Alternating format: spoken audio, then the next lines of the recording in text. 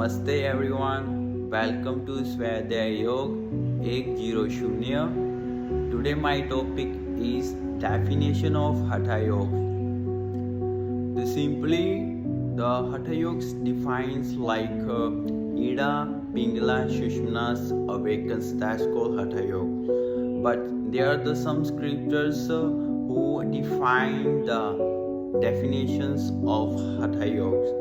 So I will explain step by step. Number 1, mantra, प्राण पानो, नाद बिंदु जीव आत्मा परमात्मनो, मिलिता घटते यस्मास्माद वे घट उचते.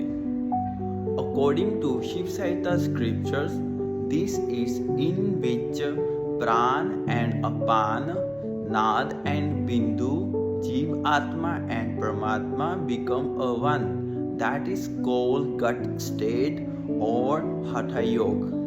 Number 2, mantra, Apane Jahuti Pran Prane Apan Tatha Pare प्राण पानगति रुद्रवा प्राणायाम parayana.